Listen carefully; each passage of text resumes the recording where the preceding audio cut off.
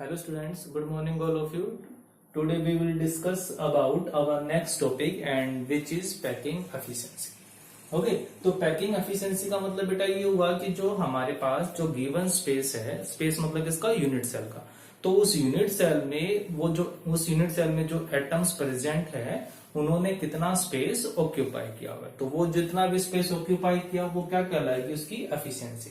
ठीक है, तो इसको डिफाइन कैसे करूंगा मैं, it may be defined as the percentage of total space occupied by the particles, ठीक है, called packing efficiency। अब एफिशिएंसी को हम जनरली किससे रिप्रेजेंट करते हैं, एटा के साइन से। ठीक है, तो ये हमारे पास क्या हो गया, एटा हो गया।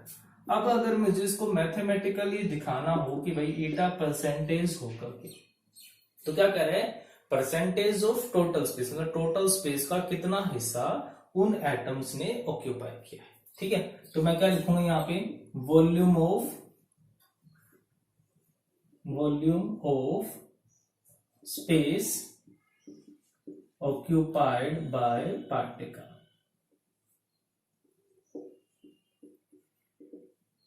divided by total volume, ठीक है, प्रेजेंट या अवेलेबल, मल्टीप्लाई एंड। ठीक है, अब भाई कितना वॉल्यूम ऑक्यूपाइड हुई ये कैसे निकालूंगा मैं। अब हम ये जस्ट अज्यूम कर लेते हैं कि वो जो पार्टिकल्स हैं वो स्फेरिकल शेप में है। ठीक है, तो अब सोचो कि अगर वहां पर उस यूनिट सेल में सिर्फ एक ही एटम हुआ तो कितना स्पेस ऑक्यूपाई होगा, जितनी उस स्फीयर की वॉल्यूम होगी। अगर 4 हुए तो जितनी 4 की होगी, तो मतलब मैं ये लिख सकता हूं ना, ये नंबर ऑफ एटम्स या number of particles multiply volume of each particle divide by, अब जो टोटल वॉल्यूम है, अब हम बेटा जितने भी यूनिट सेल है हमारे सिलेबस में वो सिर्फ किसकी है, क्यूब की है, तो मुझे जो वॉल्यूम निकालनी होगी वो वॉल्यूम भी किसकी निकल जाएगी, क्यूब की निकल जाएगी, मल्टीप्लाई 100 आ गया।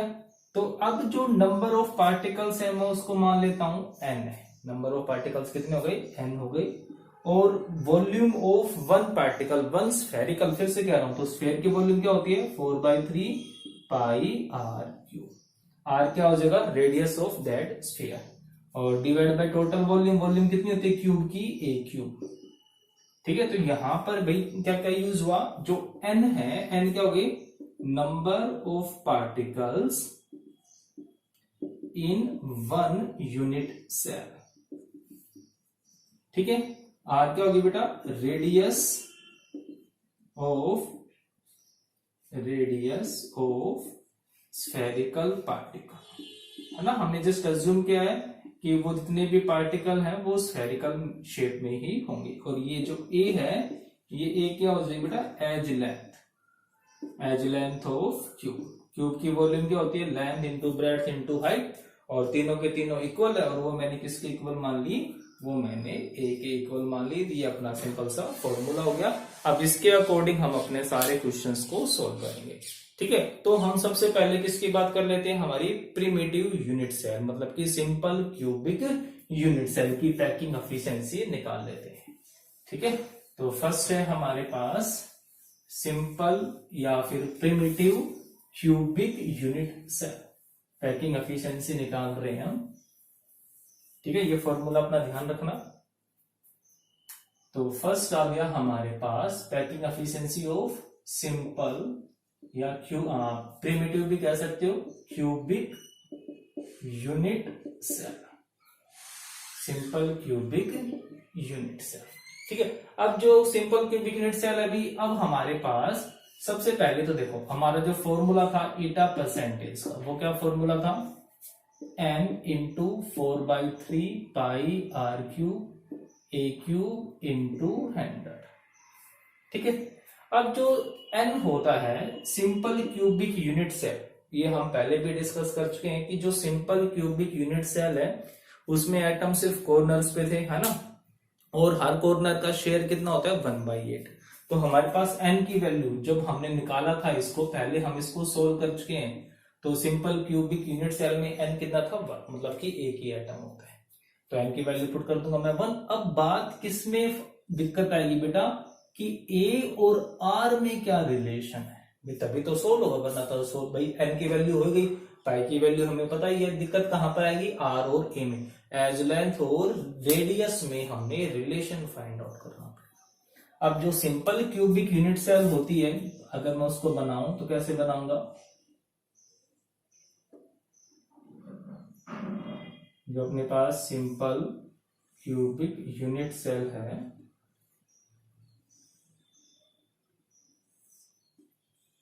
ये बन गई, है ना। एटम्स कहां पर होंगे, सिर्फ कॉर्नर्स पे पार्टिकल्स प्रेजेंट हैं, हो गई।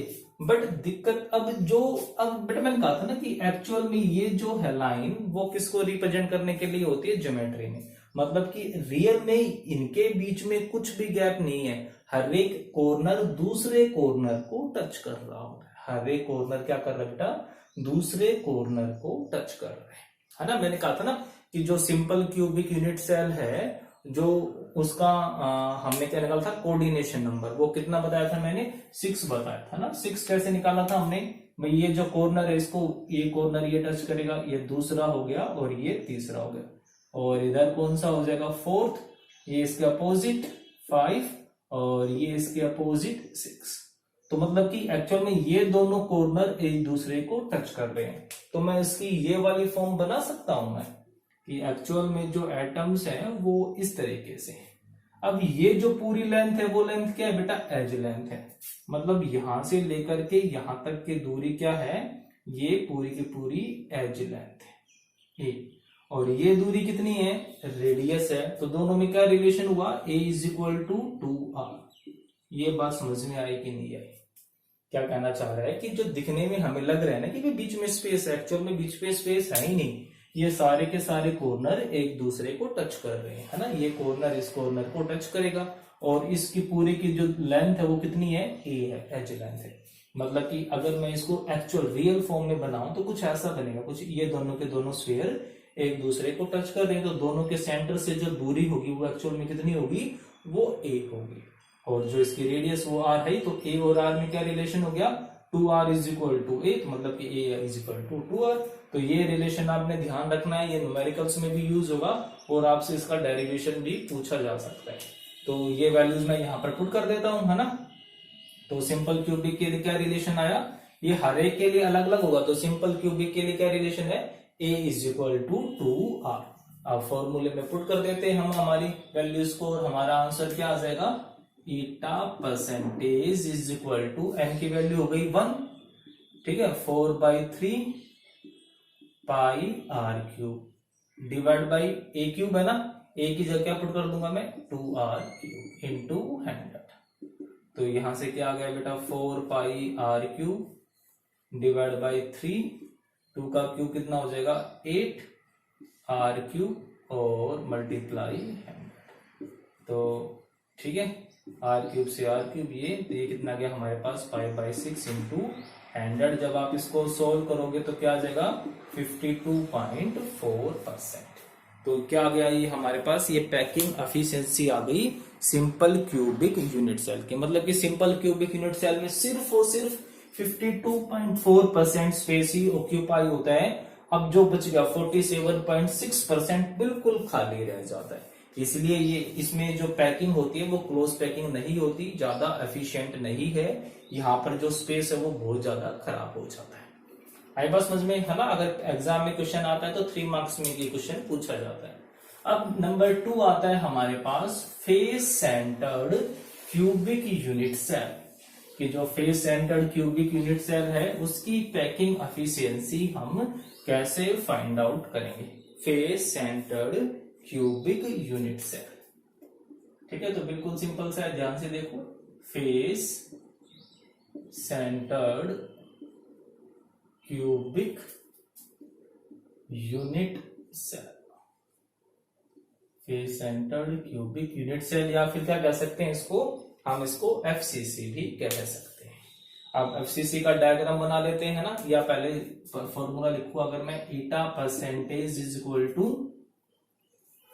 n multiply 4/3 pi r cube, और ये हो गया a क्यूब मल्टीप्लाई 100। तो एफसीसी के लिए n की वैल्यू कितनी थी बेटा, अगर आपको ध्यान है तो 4 कैसे आई थी ये वैल्यू, कि मैंने कहा था ना कि जो एक एटम है वो तो कॉर्नर पर हो गया, टोटल 6 फेस होते हैं और सभी का हिस्सा 1/2 होता है, तो यहां से वैल्यू कितनी आई थी 4। ठीक है, तो n की वैल्यू तो आ गई 4। अब फिर से प्रॉब्लम की r और a में क्या रिलेशन है, तो इस बार तुमने क्या ध्यान रखना है कि अब ये जो कॉर्नर के जो एटम्स है ना, अब ये कॉर्नर के एटम्स आपस में एक दूसरे को टच नहीं कर रही, ये अब किसको टच कर रही है, अब ये जो सेंटर पे है, फेस सेंटर पे है, उसको टच कर रहे हैं। मतलब कि अब कॉर्नर वाले एटम के बीच में कौन आ गया, एक फेस का एटम आ गया। जैसे भाई पहले तो 4 कॉर्नर ऐसे एक दूसरे को टच कर रहे थे, है ना, बट अब क्या होगा, अब इनके बीच में एक एटम आ गया, तो जब इनके बीच में एक एटम आ जाएगा तो ये बेचारे दूर दूर नहीं हो जाएंगे। तो पिक्चर कैसे बनेगी, देखो ध्यान से, मतलब कि अगर मैं इसको नॉर्मल फॉर्म में बनाऊं तो क्या बन जाएगा ये,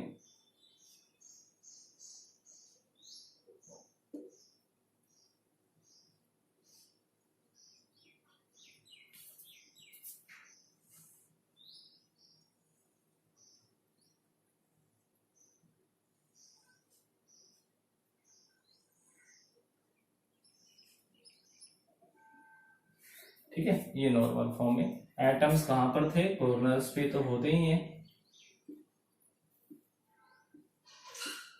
और साथ में एटम्स कहां पर हैं, फेस पे भी है।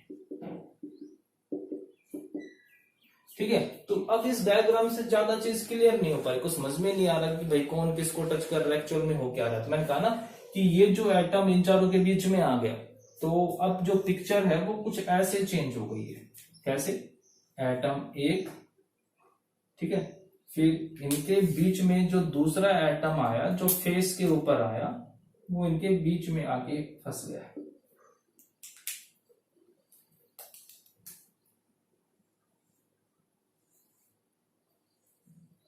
ये हो गई है पिक्चर। अब एज लेंथ कितनी बेटा, एज लेंथ तो फिर से वही है ना, एज लेंथ तो यही रहेगी ना, ए। ये भी जो दूरी है वो भी ए ही है ना, एज लेंथ है सारी की सारी ये। और ये जो दूरी है, ये वाली जो दूरी दिख रही है, ये है आर। तो मैं ए और आर में क्या रिलेशन निकालू, किस तरीके से निकालू, तो बहुत सिंपल सा तरीका है। देखो मैं क्या करता हूं, मैं इन दोनों कॉर्नर्स को मिला देता हूं। ठीक है, इन दोनों कॉर्नर्स को मैंने क्या कर दिया, मिला दिया। तो ये दूरी कितनी हो गई ए, ये भी हो गई ए, ये कितनी हो गई आर, और ये जो बीच में यहां पर ये कितना हो जाएगा 2r, डायमीटर हो गया ना, रेडियस का डबल। तो ये होगी। तो अगर मैं यहाँ पर पाइथागोरस थ्योरम लगाने की सोचूं तो क्या यहाँ पर पाइथागोरस थ्योरम एप्लीकेबल होगी, राइट एंगल ट्रायंगल है ना, एक राइट एंगल ट्रायंगल है। तो यहाँ पर क्या बन सकता है कि मैं मान लेता हूं कि भाई जो हमारे पास जो ट्रायंगल है वो ए बी और सी है ना, तो क्या बन जाएगा formula, A B square plus B C square is equal to C A square.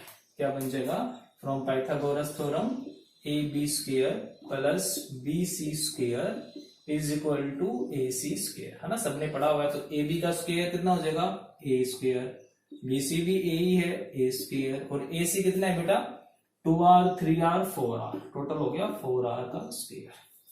इसको सोल्व करो, 2a square is equal to 16r square, a square is equal to 8r square. तो a इज इक्वल टू कितना आ जाएगा, जब मैं इस पूरे का अंडर रूट कर देता तो 2√2r, ये हमारे पास रिलेशन आ गया।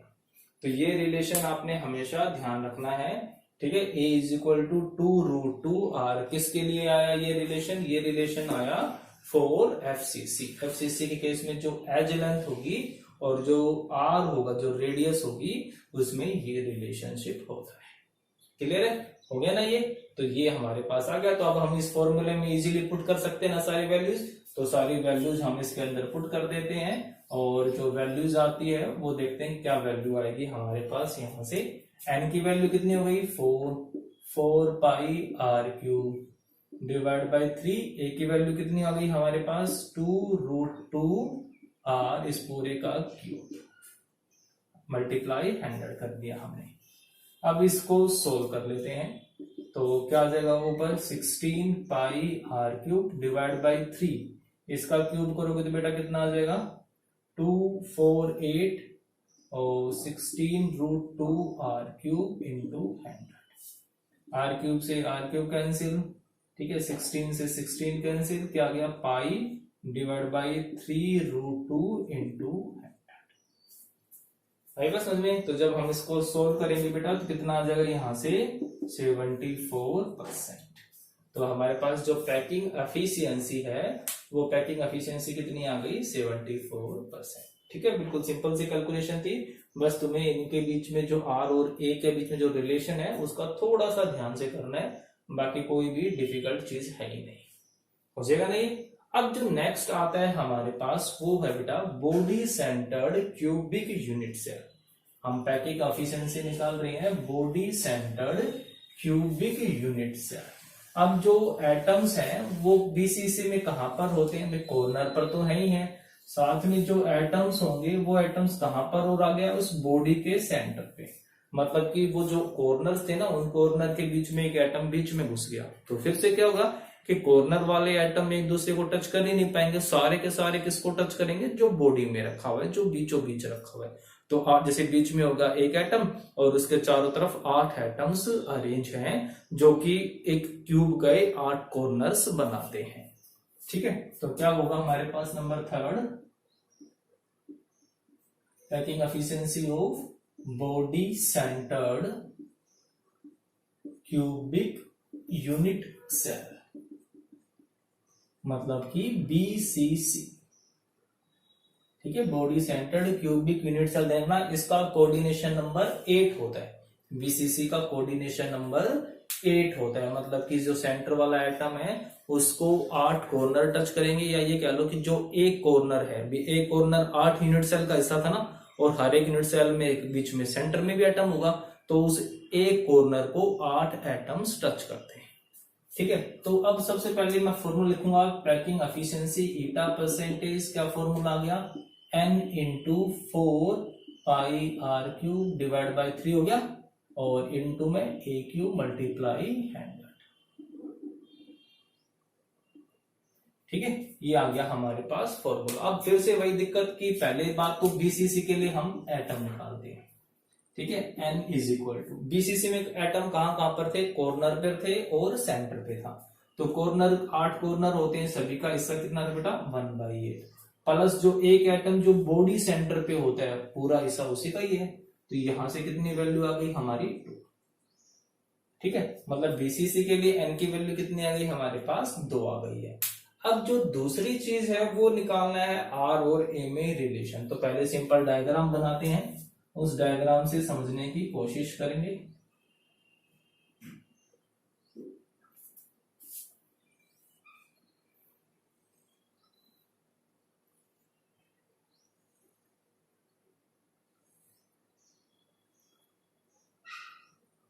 ठीक है, तो जो कॉर्नर्स हैं वो ये कॉर्नर हो गए हमारे पास, 8 corners are present and the atom, ठीक है, is also present at body centre. तो क्या कह रहा है यहां पर कि ये जो कॉर्नर है आपस में टच नहीं कर रहे, वो सब किसको टच कर रहे हैं, इसको टच कर रहे हैं। मतलब कि मैं एक लाइन ऐसे ड्रा कर सकता हूं। ठीक है, तो ये जो बेटा अगर आप इसको रूम में इमेजिन करोगे, इसको रूम में सोचोगे कि भाई ये कहां पर बना, तो सोचोगे एक कॉर्नर तो आप उठाओ टॉप, ठीक है, छत की तरफ जो है, ठीक है, कोई भी एक कॉर्नर ले लो, उसका बिल्कुल अपोजिट ग्राउंड पे जो कॉर्नर है, ठीक है, ग्राउंड पे जो कॉर्नर दिख रहा है ना, अगर मैं मान लूं कि भाई ये जो 4 थे ये किसको शो कर रहे हैं, छत वाले हिस्से को, ये किसको शो कर रहे हैं, बॉटम वाले हिस्से को, फ्लोर वाले हिस्से को। तो छत पे जो इस तरफ है बिल्कुल बॉटम में, वो बिल्कुल उस तरफ होगा, और ये क्या बन गया, एक बॉडी डायगोनल बन गया, उस रूम के बीचों बीच में से ये जो लाइन जा रही है। तो एक्चुअल में ये लाइन नहीं है, ये तीनों के तीनों एटम एक दूसरे को टच कर, मैंने कहा ना कि 8 के 8 एटम सब के सब एक दूसरे को टच करते हैं, ठीक है। तो ये, तो अब भाई जो एज लेंथ है वो तो फिर से वही है, ये ए ही है, तो मुझे ए में रिलेशन निकालना है और आर में रिलेशन निकालना है। तो ये बात तो कंफर्म होगी भाई, ये जो दूरी दिख रही है वो एक्चुअल में कितनी है, वो 4r है ना, कुछ ऐसे है। ये जो दूरी है ये कुछ ऐसे है, ये जो डिस्टेंस आपको दिख रही है वो 4r है। तो ये तो क्लियर है। अब r और a में रिलेशन, कोई पाइथागोरस, कोई राइट एंगल ट्रायंगल बन रही है, ध्यान से सोचो, कोई राइट एंगल ट्रायंगल कहीं पर दिख रही है आपको? अगर मैं इस ट्रायंगल को पूरी करना चाहूं तो ये देखो, ये जो चीज है इसको बहुत ध्यान से समझने की कोशिश करो। जो ट्रायंगल बनाई मैंने ए बी सी, तो क्या ये ए बी सी एक राइट एंगल ट्रायंगल है? ये नहीं समझ में आई? कोई बात नहीं, देखो इसको मान लेता हूं मैं एक्स एक्सिस है, ये वाई एक्सिस हो गया और ये हो गया जेड एक्सिस। तो बेटा आपने मैथमेटिक्स में ये सिंपल सी बात सुनी होगी कि जो वाई जेड जो प्लेन है, वाई जेड जो प्लेन है, ठीक है, तो या फिर ये कह लो कि जो एक्स एक्सिस है, ठीक है, जो एक्स एक्सिस है, अगर मैं उसके लिए वाई जेड प्लेन पे कोई भी लाइन खींचू वो हमेशा एक्स एक्सिस के क्या होगी, परपेंडिकुलर ही होगी। जैसे कि मान के चलो ये अपना वाई जेड प्लेन हो गया और ये जो लाइन बाहर आ रही है ना, ये कौन सा हो गया, एक्स एक्सिस हो गया। ये क्या हो गया, बिल्कुल ध्यान से समझने की कोशिश करो, बात 3D की है तो थोड़ी सी प्रॉब्लम हो सकती है। ये वाई, ये जेड, ये वाई जेड प्लेन हो गया, इसमें मैं कोई भी लाइन खींच और एक्स एक्सिस क्या है, इसके परपेंडिकुलर है। तो क्या कहता है कि वाई जेड प्लेन में कोई भी लाइन हो वो हमेशा इसके क्या होगी, परपेंडिकुलर ही होगी। तो हो गया ना, ये जो वाई जेड में जो लाइन खींची हुई थी ये एक्स एक्सिस के क्या होगी, परपेंडिकुलर। मतलब कि ये जो एंगल होगा, ये एंगल कितने डिग्री का होगा, ये 90 डिग्री का होगा। थोड़ा सा दिमाग लगाना है बस। ये जो एंगल आपको दिख रहा है ये 90 डिग्री का हो गया, ठीक है। तो होगी ना, फिर से पाइथागोरस थ्योरम लगा सकता हूं मैं, ठीक है। तो इसके ऊपर पाइथागोरस थ्योरम आप लगाओ तो क्या हो जाएगा, by Pythagoras theorem A B का square plus B C square is equal to A C square. अब फिर से ए बी कितना आ जाएगा, ये भी हम निकाल सकते हैं फिर से पाइथागोरस थ्योरम से, जैसा हमने लास्ट एफसीसी के लिए लगाया था। ये भी ए स्क्वायर प्लस ए स्क्वायर, ये इसका स्क्वायर आ जाएगा, तो ये कितना हो जाएगा, ये जो वैल्यू हमने लास्ट टाइम निकाली थी √2a, ठीक है, ये √2a, ये फिर से एज लेंथ है a, तो ये हम वैल्यू आराम से निकाल सकते, समझ में ना कि ये जो ए बी लाइन कैसे आई, इसका स्क्वायर भी, यहाँ पर भी तो पाइथागोरस थ्योरम लग रही है ना, इसका स्क्वायर प्लस इसका स्क्वायर इज इक्वल टू इसका स्क्वायर, ठीक है। तो क्या हो गया हमारे पास, A square plus A square is equal to A B का स्क्वायर। तो ए बी यहां से कितना आ जाएगा बेटा, √2a², मतलब कितना है, ए बी आ गया √2a, इसका स्क्वायर करूंगा, प्लस बी सी कितना आ गया हमारे पास, ए, इसका स्क्वायर करूंगा, और ए सी कितनी है, 4r है, इसका स्क्वायर कितना आ जाएगा यहाँ से, 2a² plus a², 3a² is equal to 16r²। तो यहाँ से a की वैल्यू क्या बेटा, 16/3r², और इसको सोल्व करेंगे तो 4r/√3। ये आ गया हमारे पास वैल्यू, किसकी आ गई, ये हमारे पास आ गई एज लेंथ। क्लियर है, यहाँ से ये आ गया हमारे पास एज लेंथ आ गया। अब बस अब हमने क्या करना है, इस एज लेंथ को यहाँ पर हमने सिंपली पुट कर देना है, तो वैल्यूज को हम पुट कर देते हैं, ठीक है। तो ये रिलेशन आप ध्यान रखोगे बहुत अच्छे से, बीसीसी के लिए ए की वैल्यू ये होती है। तो ये सारी वैल्यूज जो कलेक्ट की हमने वो सारी वैल्यूज पुट कर दो।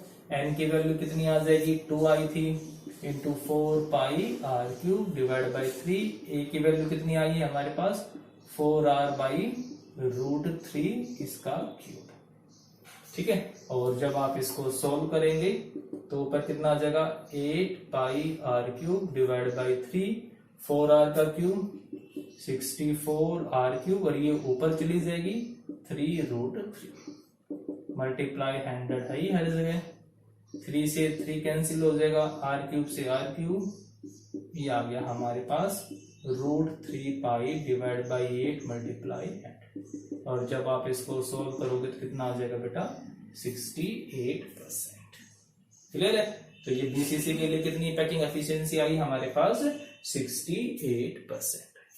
तो अब एक चीज ध्यान रखना, तो हमारे पास जो सिंपल वाली थी उसके लिए कितनी वैल्यू आई, 52.4%।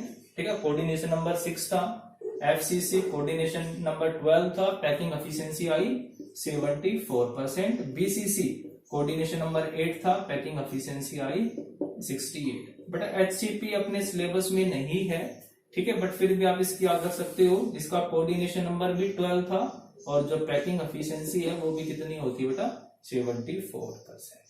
तो ये टॉपिक हमारा क्लियर हो गया है, आप इसको बहुत अच्छे से करोगे। फिर भी कोई डाउट रहता है तो आप मुझसे पूछ सकते हो। Okay, thank you.